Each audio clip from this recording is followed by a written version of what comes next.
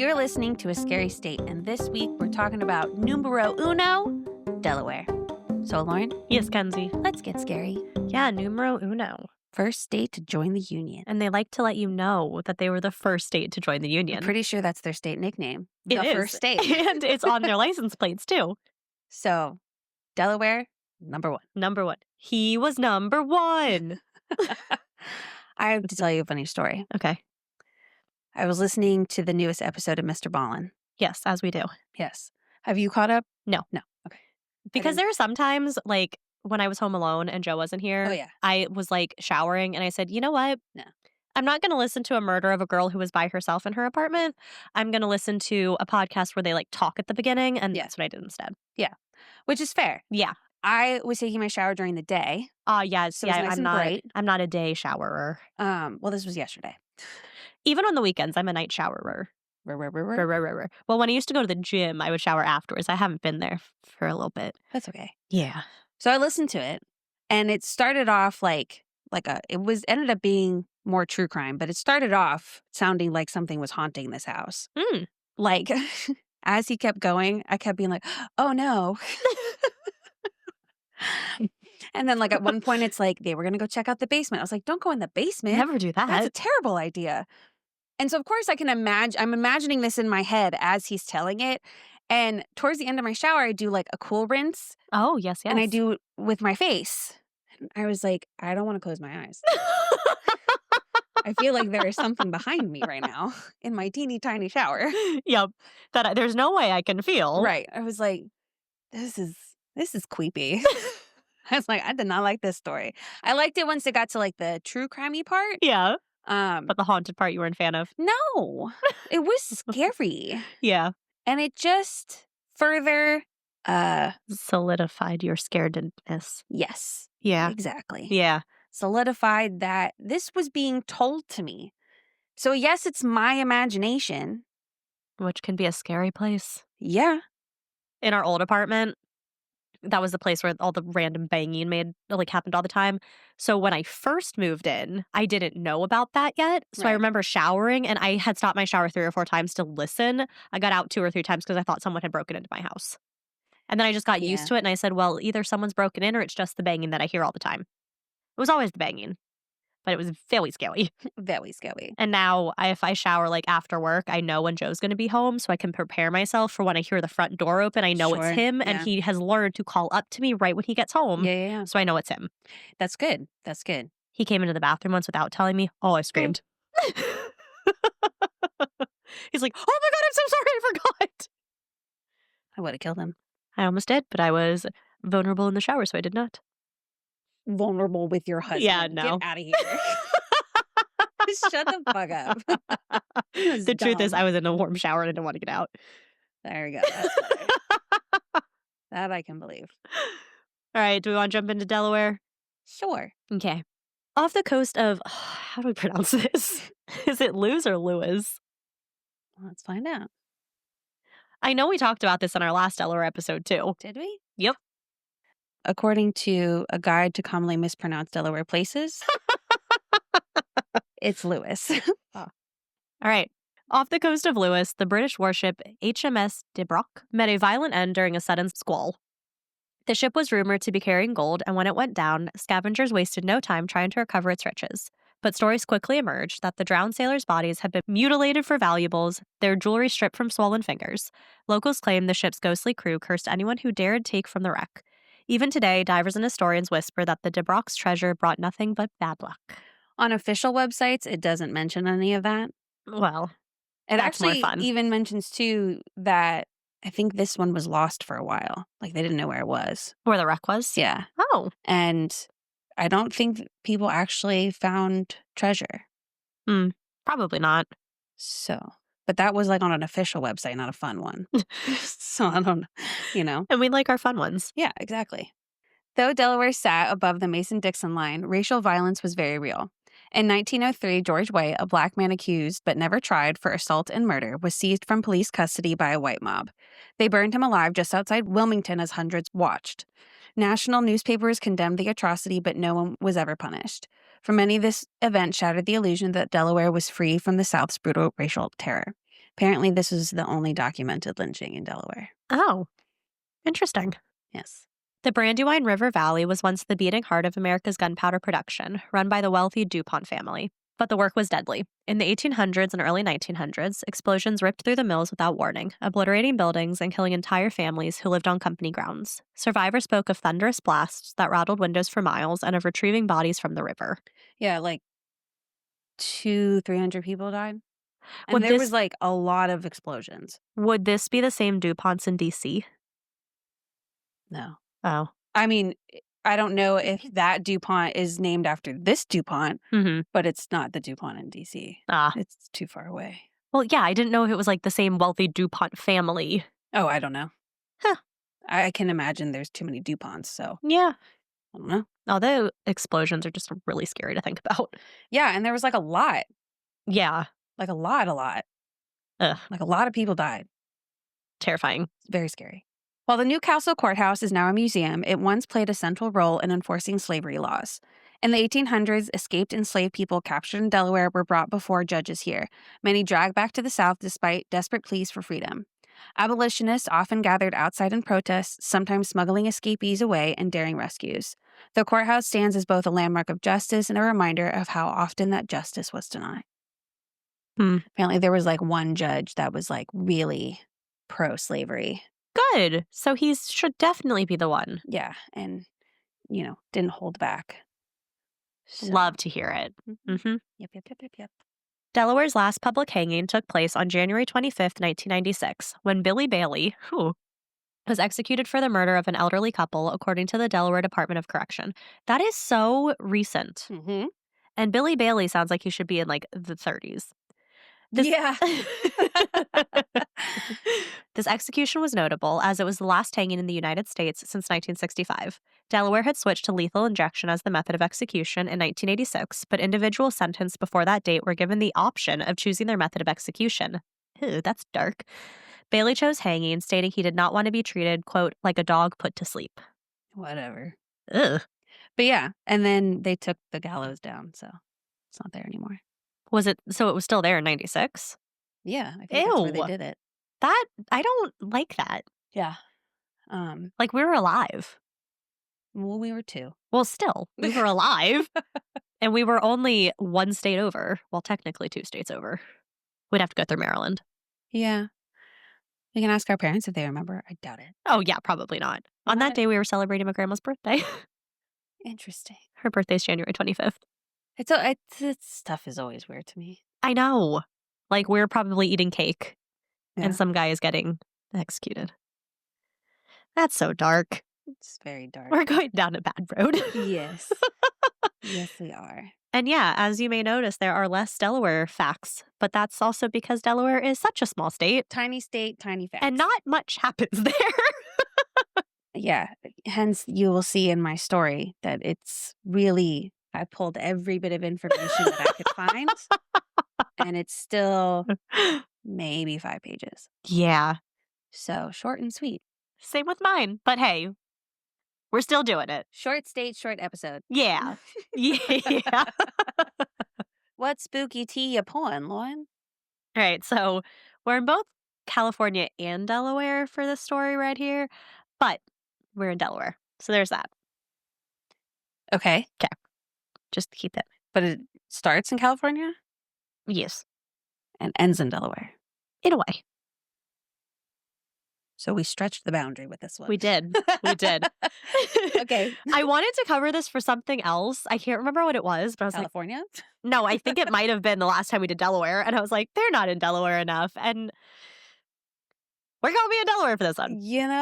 We're going to have, I need people to find new haunted places and do all that kind of stuff, come up with new urban legends because we are running out of shit for Delaware. It is a small state with very little. Right. And the other things that we haven't covered are short. Right.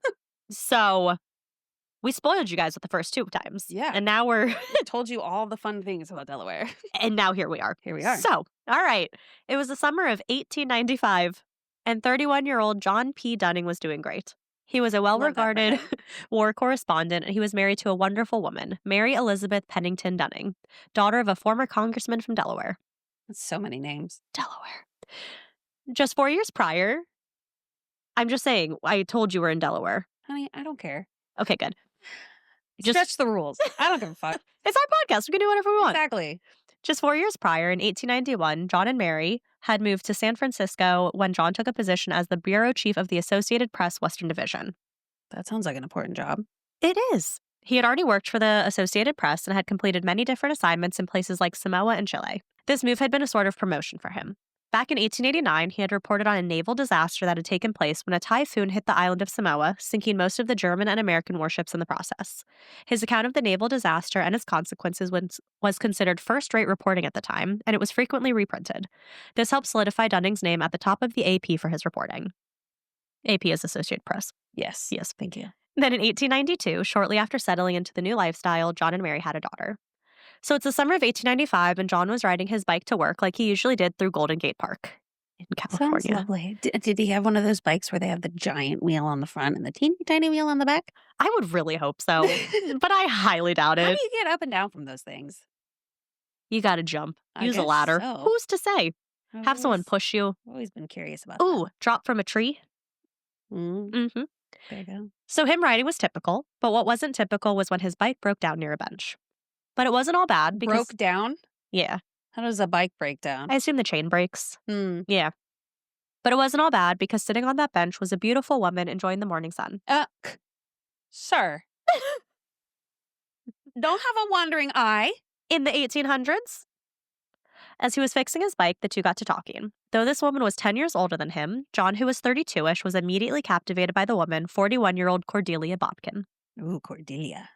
So Cordelia was born in 1854 in Missouri. When she was a bit older, she moved with her family to California.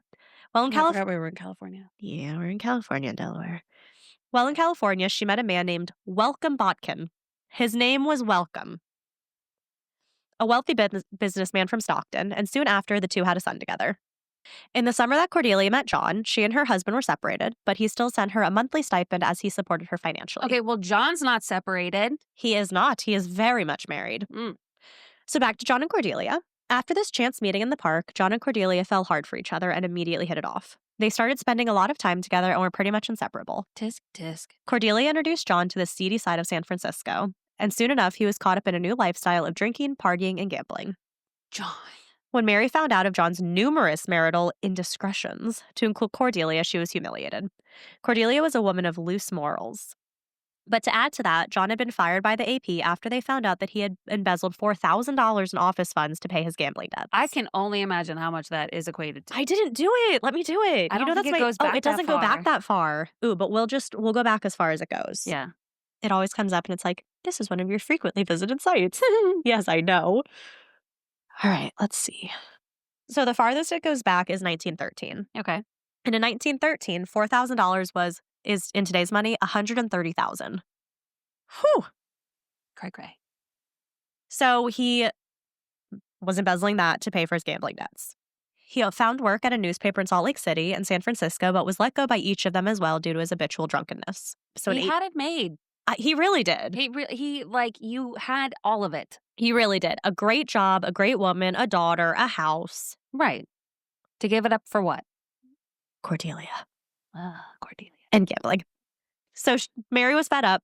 So in 1896, she took her daughter and the two moved back to Dover, Delaware to Mary's family's home. Wait, what? Delaware. Mary took her daughter. The way you said it, I thought that Mary was going to marry her home. What? You said it fast where it's like she went back and it's like to Mary's. It sounded like to marry her home, Oh, no, but that's not. That's why I was confused. I see. Yeah. She moved back to Delaware to her family's home. Yeah. Yeah, there we go. With nowhere else to go, John moved in with Cordelia and her son, who had been staying in a hotel. He was perfectly content with this, all of them living off of Cordelia's husband's money. She and John then traveled to Barberry. Do we know how old the son is? I don't know how old he is at this point, but later in the story, he's like an adult son. Okay. So he's a little bit older, I assume. Okay. She and John then traveled to the Barbary Coast before going back to San Francisco. I had to look this up. Apparently, in the 1860s, it was the region along the Mediterranean coast of North Africa, encompassing modern-day Morocco, Algeria, Tunisia, and Libya. That's a hell of a trip. I know. But I guess at those times, you just kind of travel. They would have had to go by boat. Gross. Well, they went anyways, and things seemed to go well for the new couple, and they were together for 3 years. But in March of 1898, John, being a writer, was called upon to be a correspondent during the Spanish-American War in Cuba and to report on it by the Associated Press, who had rehired him for this job. I mean, So even though he embezzled $4,000, he was one of the top reporters, especially when talking about military wars, things and yeah. wars. Yeah. So they wanted him. John had grown tired of this life with Cordelia and jumped at the chance. When John broke the news to Cordelia that he was going to take the job, she begged and pleaded with him to stay. He also told her that after his job, he had no plans of returning to San Francisco and to her. He would be returning to Delaware in the hopes of reuniting with his wife and his daughter. While he was in Cuba, he apparently helped save survivors of the Spanish battleships that were sunk at the Battle of Santiago de Cuba on July 2nd, 1898. Wow. He was also really enjoying himself as he wrote in his letters. He even cut off a piece of an enemy's scalp, which he kept as a souvenir. That's disgusting. But it went bad and started smelling, so he got rid of it. Mm. Men. Stupid. Like men. So back in Delaware, things weren't going great for Elizabeth, John's technically still wife. I thought her name was Mary. Mary Elizabeth, sorry. I had started calling her Elizabeth for a little bit, and then I changed it to Mary. Good catch. Mary. Okay. So yeah, her name was Mary Elizabeth. Yeah. Got it. She had begun receiving taunting letters signed a friend that had been postmarked from San Francisco. Cordelia. The letters spoke of John's continued affairs, specifically that he had been constantly seen in the company of an attractive woman. The letters warned Mary to not reconcile with her husband. The letters scared and unnerved Mary, so she gave them to her father for safekeeping. Then it was either August or September 9th of 1898, differing accounts found in different places. Right. Mary received a package in the mail that she thought had come from a family friend, and she was delighted to see that it contained chocolates and candies and a cambric handkerchief. So think of like an old-timey handkerchief. No. It also had a note accompanied with it that said, "With love to yourself and baby, Missy." That evening. No, don't do it. After a wonderful dinner, Mary and her sister-in-law, Miss Ida Harriet Dean, were sitting out on their veranda, taking in the nice summer weather. Mary loved chocolates, especially chocolate bonbons, and thinking they had come from her friend Miss Corbailey, who lived in San Francisco, she happily indulged in a few, passing the box around. Mary and Ida had some, as well as Mary's older sister, her daughter, her niece, and 2 young neighbors who had stopped by. Her parents didn't want any as they were enjoying a different dessert. But a few hours after eating the chocolate, both women and everyone who had had the bonbons started to feel like something was wrong. Uh-oh. Do you see it watering? My nose is doing that thing where it like comes up and tickles and makes my eyes water. So if you're telling a story and it looks like I'm crying, it's my nose. Okay. They began experiencing intense stomach pain and vomiting. A physician was called to look over Mary and Ida. What? Arsenic. Shh. And he eventually diagnosed them with calora morbus, a common ailment that is due to lack of refrigeration. Oh. He Wrong, but okay. He claimed it had been from the corn fritters that the family had eaten for dinner. But that didn't make sense, as the neighbors who had come for chocolates didn't have the fritters, and Mary's parents, who had the corn fritters, felt fine. Everyone who was sick eventually got better, except Mary and Ida. Their stomach pain turned to severe stomach spasms, so specialists Did they keep eating the fucking chocolate? No. Okay. No, but everyone else had eaten the chocolate a couple days later, felt fine. For them, it just kept getting worse. Uh-oh. So a specialist was called in to look into the women's pains. But he grimly said that he believed the 2 had been poisoned and that unfortunately it was too late to save them. After 2 days of complete agony. Why didn't they get better? They probably ate more. Oh. 35-year-old Mary and 44-year-old Ida Dean died. Mary's father immediately suspected the bonbons had been the culprit, and he had the uneaten ones analyzed. The results came back, and they confirmed that they had been laced with arsenic. Classic. Is it arsenic that smells like almonds? Cyanide. Cyanide, thank you. Mary's father, Mr. Pennington, immediately sent a telegram to John informing him that his wife had been killed. John raced to Delaware and to Mr. Pennington's house, where he was told the whole story, to include about the anonymous letters and the bonbons. Upon looking at the handwriting on the anonymous letter that Mary had received and the chocolates, John's heart dropped. He knew that handwriting. Cordelia! There was absolutely no doubt in his mind as to who the handwriting belonged to, and John told Mr. Pennington all about his affair with the woman the handwriting belonged to, Cordelia Botkin. The chocolates were traced back to a shop in San Francisco, and from there confirmed back to Cordelia Botkin. The Dover police were called and wrapped up all of the letters and chocolates and delivered them to the police in San Francisco. Because the Dover police just didn't have the resources. Sure. And so because it was traced back to San Francisco, they brought it to people who had the resources. Yeah. Soon enough, the story made headlines as the San Francisco police were looking into the crime and building a case against Cordelia. The paper that had been used to wrap the chocolate bonbons was traced back to the George Haas confectionery, where the clerk there recalled selling the bonbons to a woman who happened to exactly fit Cordelia's physical description. Look at that. He's dreaming. I wonder what dogs dream about. I don't know. God, he's so cute. Yeah. The clerk at the Owl drugstore also remembered selling arsenic to a woman who matched Cordelia's description. Because arsenic is like, you use it for like rat poison, right? Right. And I was like thinking, can you really just go to the pharmacy and be like, sup, I'd like some arsenic? No, you'd have to say rat poison. I guess in the 1800s, yeah, they just sell it for whatever. Hmm. So the clerk noted that the woman, Cordelia, had made a fuss about having to sign her name for the purchase. And the clerk at the post office also said that a woman, matching her description, had made a fuss about having to sign her name for the shipment. There was also a physician who said that Cordelia had asked him specifically what effects different poisons had on the human body. This is like her going, like modern day seeing their Google search. Right, yeah. But I mean, I'm not going to lie. I've probably popped onto a website that shows what different poisons. I love reading about snakes and what different like snake venoms do to people. Sure. So, yeah, I don't know. There's a difference between an interest versus a how-to. That is true. That is true. You know, like directions. I don't look up how to get a snake to bite someone. Right. Right. I just, my algorithm on Facebook, yes, Facebook or Instagram, has brought me onto snakes. And I love every second of it. I'm so happy for you. Thank you. And the handwriting on the letters and on the chocolates was looked at by a handwriting expert who matched them to samples of Cordelia's writing. Though the Can't believe murders, they had those back then. I didn't either. It was still at this time considered like a very pseudoscience. Is it still? I think it is still, but I think more pressure, like more reliability can be put on it now. Because there's one matching it to somebody, matching it like who wrote this letter. But then there's also the stuff where it's like, oh, because it slants up this way and goes that way, they're this type of person. Right. And I know one of those is no longer a legitimate thing, and I don't remember which one. Probably the one that slopes up to be like, this kind of person writes their letters this way. And, yeah. But I mean. But I always tell people, if you write up, that means you tend to be more positive. Oh. Interesting. Reading up. I also read if you write small, it means you're more shy. No kidding. Yeah. Wild stuff. Okay, so though the murders had occurred in Delaware, the trial took place in San Francisco, as it was determined that a person couldn't be extradited for a crime to a place where they had never been. That's stupid. Isn't that interesting, though? So though the murder happened in Delaware, they did it in San Francisco because it was for Cordelia, and she had never been to Delaware. So if she had murdered her in person, it would have been in Delaware. Correct. Interesting. Yeah. In October of 1898, San Francisco Police Chief Isaiah W. Less appeared before the grand jury to present his case for trial. The grand jury returned with an indictment of 2 counts of first-degree murder against Cordelia Botkin. Then in December of 1898, Cordelia was tried before Judge Carol Cook. So I guess you get like, hey, this is what we want to charge her for. Sounds good. Good trial. With the jury? Yeah. Okay. This crime was one of the first that involved a crime that had been committed in 2 different states. Yeah. And he was the sole person to rule on it, as it was never reviewed by the Supreme Court. Okay. The prosecutor's case was strong, so the defense had to put Cordelia on the stand. She did admit to buying the arsenic, but the kind she bought was powdered, not the crystalline type that had been found on the bonbons.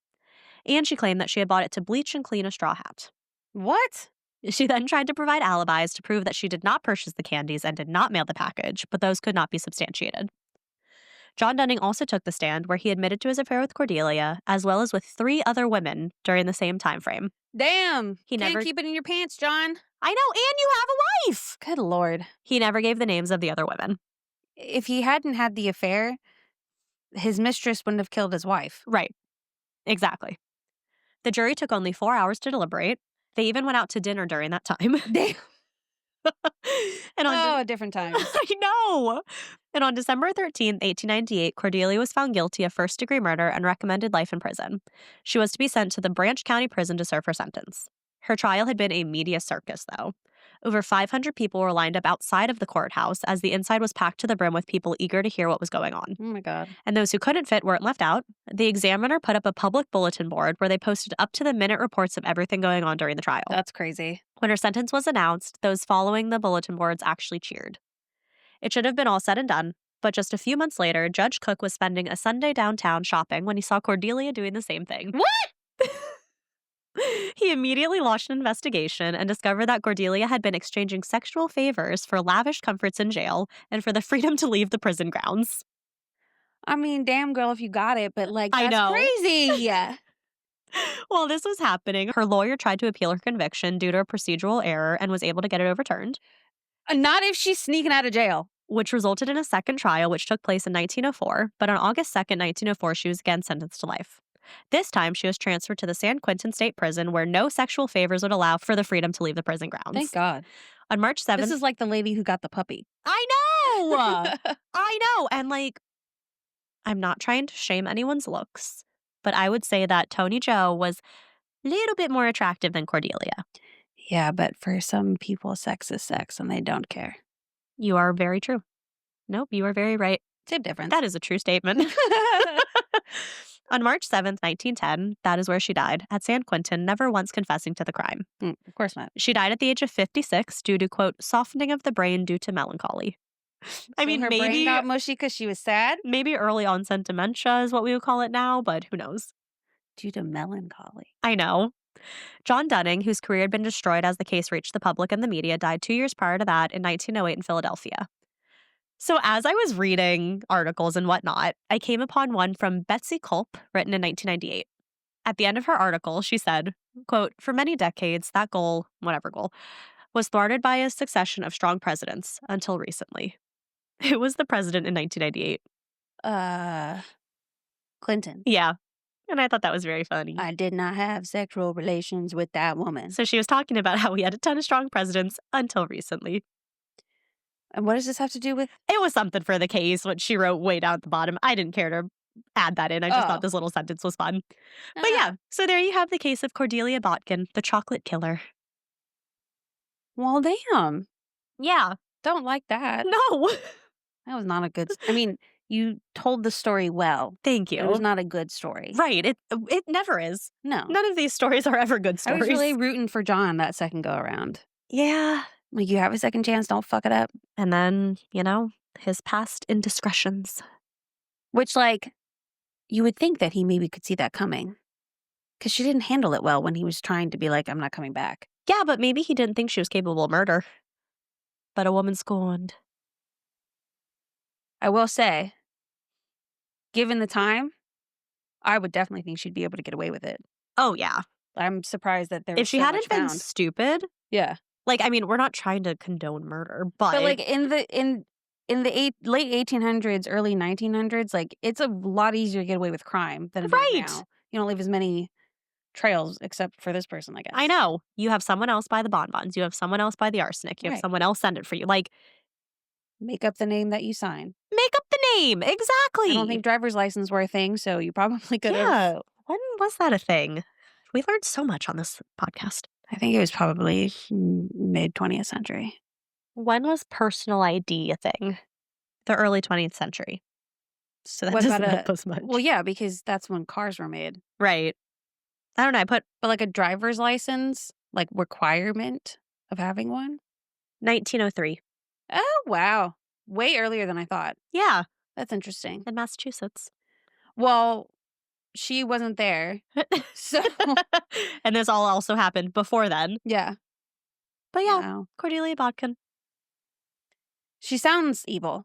Yeah, she is. And she kind of looks evil too. It works, like the whole chocolate thing too. Like she sounds like a cartoon villain. Yes, 100%. Like I imagine like Cruella here, take de a bonbon. Yes. Well, there you go. There you go. Nicely told. Thank you. All right, Mackenzie, what tale do you have for us? This story is exciting because I found a review on TripAdvisor. Oh? And this person left a comment specifically about their paranormal experience. Love it. So cool. So there was not a lot of verifiable information about the history of the Addy Inn. Okay. But here's what I could find. I hate how I was also about to ask, so where is this located?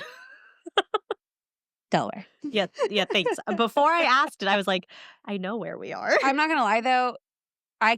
When I was looking at this, I kept thinking Maryland. Yeah, it sounds like a Maryland place. Yeah, but it's not. Yeah, nope. It might be close to it, though. But it's probably close to it. Yeah. but no, it's Delaware. John M. Addy originally built the Addy Sea Inn to be a summer home for his family. The construction of the house was complete in 1902 and was the first in the area to have indoor plumbing and electricity. Ooh. Yeah, fancy stuff. During the Great Depression, Addy turned his family home into a room and board, which eventually became the bed and breakfast it is today. In 1974, the neighbor of the inn, Leroy Gravate, bought the Addy Sea from the Addy family and continued with renovations while still keeping to the Victorian style of the original home. Okay. By 2023, Eventide Hospitality took over the business side of the inn while keeping the Gravate family as owners of the property. What beach is this on? Or sea? Where in Delaware is it? So I'm just curious, like, we've gone to like Rehoboth and Dewey and stuff before. Yeah. Bethany. It's Bethany Beach Oh, is it really? is where it is, yeah. Wow. There you go. Kind of It's want to very pretty. see it. Is it? You'll show me pictures after because I'm Yeah. wondering, is it on the boardwalk? It doesn't look like it. Okay. It's close though, Huh. but it doesn't look like it's right. So like the boardwalk ends and it's a couple blocks down, Oh, wow. Okay. but it does have an ocean view. Beautiful. Because I Yeah. wonder if I've looked at it before because when Mom and I used to go to Bethany, we would specifically try to find, because I'm like, this is our one beach trip. We're being on the ocean. Right. And so we would try to find some. And I don't know if maybe I looked at it and was like, I don't want to spend these prices. I doubt it because this is like a true bed and breakfast where like, Then probably not. yeah, you're like eating with everybody else and there's kinda no fun, though. TVs in most of the rooms. Interesting. Yeah. Huh. So some people like that. Yeah. Some people don't. Yeah. So I could see you looking into it and realizing that and not going. That makes sense. Yeah. That sounds right. So there are at least 3 rooms that are said to be haunted, in addition to the spirits that roam the halls and the disembodied footsteps that can be heard from the roof. One of the most notorious hauntings is in room number 1. Oh, The copper bathtub in the room is said to vibrate on its own accord. I mean, well, it could be kind of nice. I don't think like a jacuzzi. Oh, that would be nice. Guests who have stayed there reported that the bathtub would shake, sometimes violently, even though there was nothing to make it shake. I did look at the website and they had photos of each of the rooms and their bathrooms. Yeah. There is no copper bathtub in that room. In fact, there's no bathtub in that room at all. Oh, It's like a very like modern bathroom. huh. Yeah. Maybe that was before. Did they recently get a renovation? It looks like it was recently updated to like a modern bathroom. Well, maybe that's the reason. Who's to say? Who's to say? I don't know if there was once a copper bathtub. Who knows? This is just what the internet said. One source I read said that John Addy is the one who haunts the bathtub, but that couldn't be confirmed, especially now that there is no bathtub. The next haunting is in room number 6. Guests have said that it sounds like organ music is playing, even though the bed and breakfast does not have an organ. Don't like that. Victor Johnson wrote about his experience staying in room 6 for the website Medium. The blog was posted in 2024, so this encounter was very recent. They always have really good articles. Yeah. Victor was very excited for his stay because he had wanted to stay at this place since he was a teenager. Oh. He purposely booked room 6 in hopes of hearing the organ music play. Here's what he said about his experience. Quote, "First, my tricky left hand got the weird pins and needles feeling that only tends to happen when I'm with a spirit. This is not something I can quantify, traveler." That's how he addresses the audience. Okay. Yeah. "It's just ghost hunting by feeling. I then felt overwhelmingly exhausted to the point of having to lay down, which is another factor. I felt unwell for an hour and could neither confirm nor deny it had anything to do with what was in the room. After about an hour's nap, I made a half-hour drive to the Planet Fitness in Milford and hit the weights and the treadmill. When I finished, I made the trip back, showered, and got ready for my miniature ghost hunt. I can tell you 2 things, traveler. 1, yes, room 6 is definitely haunted. But 2, I didn't hear any organ music, sadly. In fact, I got just about every response made available to me except organ music. Aw. I am producing the video of the experience as I write this, and you'll have that video when I upload it to my YouTube channel. That said, the bad energy and feelings were gone. In fact, I got a great sleep after my great shower." So happy for him. Yeah. Room 11 is believed to be haunted by the lingering spirit of Paul Delaney, a former Addy Sea employee. Although I also saw somewhere that he was like a professional swimmer or something like that. Okay. But all the people were like, I couldn't find this person. Yeah. So who knows? Guests staying in this room have recounted it Guests staying in this room have recounted encounters Yeah. with a ghostly presence often accompanied by a chill in the air and an overwhelming sense of unease. One source said that Delaney can usually be seen in the early morning hours, sitting at the edge of the bed, staring into the mirror. Ew. Guests have told about unsettling encounters with an unseen presence darting through the hallways. This phantom figure is often accompanied by the scent of elusive phantom perfume, a fragrance that lingers briefly before dissipating into the night. So I saw different spellings. It's either Curdy or Kurtz, Okay. one of John's kids. Okay. His presence is one of the most enduring and well-documented paranormal phenomenon at the Addy Sea. Kurtz was John Addy's son and is said to have met his death by falling off the roof. Oh, That said, visitors and staff have heard footsteps on the roof when no one is up there. love that. So Sydney Livingston wrote a piece about Josh Hitchens, author of Haunted History of Delaware for Delaware Today. He shared with her some of his favorite haunted spots and lesser-known stories that make up Delaware's haunted history. Sydney wrote, Francis Gravett may have been the first to speak publicly about the inn potentially being haunted. That's the guy, Leroy's wife. Okay. Who bought it in the 70s. Oh, okay. She described an experience in which she was cleaning a closet and the door slowly creaked shut behind her. Ew. Other reported experiences from guests and staff include the unexplained scent of floral perfume, falling oil lamps, and items being moved around. Floral perfume is often like associated with ghosts in general. Well, I think it smells pretty. I do too. But if you're in a place where there are no people who might be wearing perfume and you smell it. Yo, okay. Sorry. Side note, but it makes sense. We were leaving my friend's apartment yesterday to go out, and we stepped into the elevator, immediately hit with the strongest smell of cologne I've ever experienced in my entire life. And I've had men walk past Yeah. or are like kind of close by and you're like, hey, you put on too much. We had to plug our nose. All of us. Oh my gosh. I'm like, did they spray the fucking walls? What floor were you on? 7. Oh, so you had like a Yeah. kind of a long ride it with hit that. you immediately. It was terrible. Oh my I was like, they gosh. had to have sprayed the walls.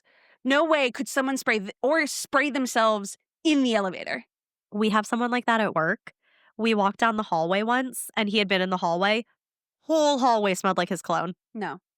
And it was just like, it smells nice, but you're like, oh my God. Like when it's too much, it doesn't smell nice anymore. Right. Because then it like burns. Yeah. It hurts your nose. So this was not floral perfume, so there was no ghost. It was just some annoying asshat who was wearing too much cologne. Some like new college kid who's going out and doesn't know the proper amount of cologne to wear.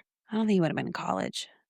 Probably been. Just out of college. Young professional. That would make more sense. Although we didn't see who it was. This is all speculation. Oh, yeah, absolutely. Yeah. But I think we're right. Me too. Plenty of staff and guests maintain that there is nothing haunting about at the Addy Sea Inn. But because of this, Hitchens was hesitant to include it in his book. Why don't people lean into the hauntings? People love it. I don't know. Yet an experience in Sussex County after the book's release made him happy he did. So Hitchens shared a story from a Q&A portion of a book event. Hitchens says, quote, at one event, 2 older women were in the crowd. They said that they both worked at Addy Sea in the 80s and 90s, and it's all true.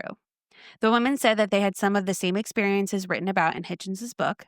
It made Hitchens happy, but he decided to include the story and noted, quote, that sharing ghost stories and folklore is a great way to connect with people. Aw. Love that. So TJ and Rose, they posted a YouTube video about their stay at the Addy Sea Inn. And here's how they described their experience in the episode description. As we ventured through the corridors of the Addy Sea Inn, our senses were immediately introduced to a smell of ammonia. Phantom smells wafted through the air, leaving us questioning the source of their origin. Cold spots seemed to materialize out of thin air, sending shivers down our spines as we navigated through the dimly lit hallways. But it was the phantom touches that truly sent a chill down our spines. Unseen hands brushed against our skin, leaving us trembling with fear and anticipation. And amidst the shadows, a fleeting glimpse of a spectral figure left us breathless, capturing a moment frozen in time. With each step we took, the paranormal seemed to become more intense, beckoning us further into the unknown.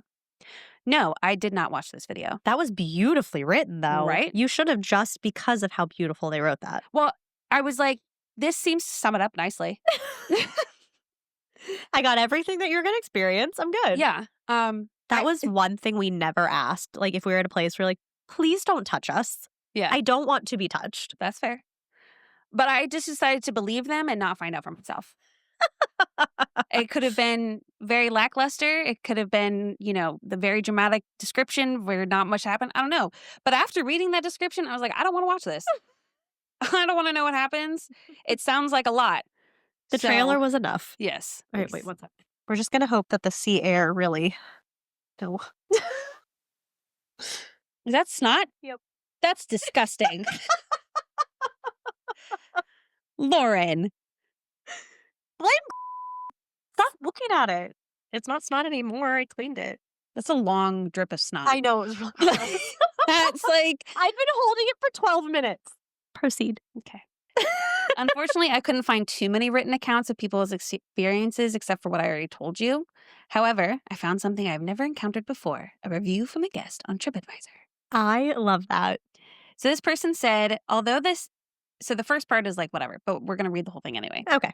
Although the Addy Sea is absolutely beautiful and the beachfront location stunning, it lacked personality and warmth. Oh. Arriving around 5 p.m., they still give it a 4 out of 5. Arriving around 5 p.m. on Friday, we were considered late arrivals and were greeted with a note with instructions to our room and security codes, which kind of makes sense because you're at a bed and breakfast. It's not a regular hotel. Right. Like people aren't going to be there.